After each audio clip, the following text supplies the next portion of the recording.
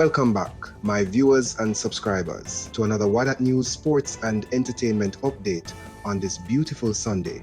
Wishing you all a peaceful and satisfying day. In this update, we will be looking at opposition leader Mark Golding's response to Prime Minister Andrew Holness's suggestion that he meet with Justice Minister Delroy Chuck in relation to the process of constitutional reform and Jamaica becoming a republic.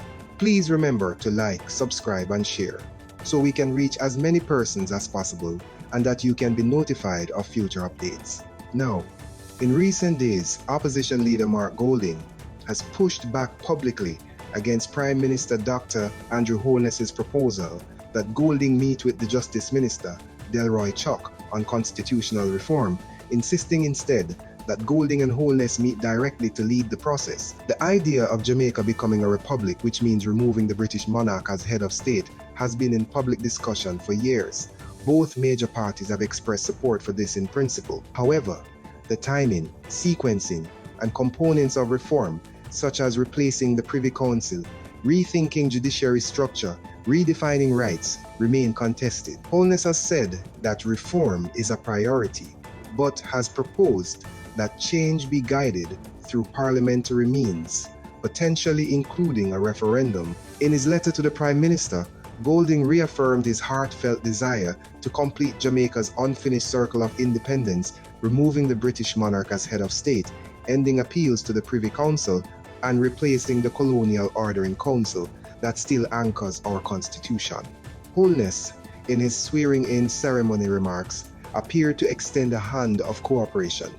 Mark, let us partner together to complete the work we started in making Jamaica a republic. Yet, Golding's response reveals a disconnect between political rhetoric and actual collaboration. Holness proposed a meeting with Justice Minister Delroy Chuck to discuss the reform process, while Golding insists that the Prime Minister himself must lead these talks. Reforming Jamaica's constitution is not a matter of mere administrative adjustment. It is an act of national self-definition. Achieving full sovereignty requires bipartisan cooperation because the constitution mandates a two-thirds majority in both houses of parliament for such changes. This structure demands consensus, not confrontation. Golding's position aligns with historical precedent. From Norman Manley and Alexander Bustamante in the 1960s to P.J.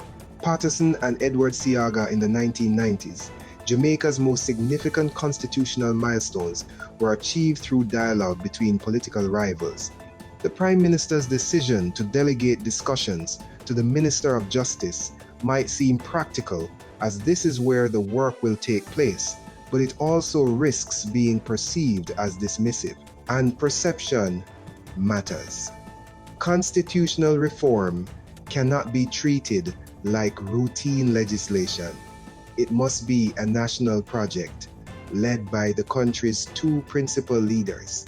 If Holness truly wishes to move beyond symbolic gestures and achieve historic reform, then both he and Golding must meet directly, not for political theater, but to chart a credible roadmap to becoming a republic. Constitutional reform cannot thrive in a vacuum. Jamaicans must be meaningfully consulted and educated about what becoming a republic actually entails, from the selection of a new head of state to the potential replacement of the Judicial Committee of the Privy Council with the Caribbean Court of Justice, CCJ. For decades, attempts to move forward have stumbled over mistrust, partisanship, and public indifference.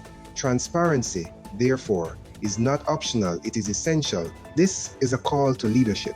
Both Holness and Golding have expressed support for a republic.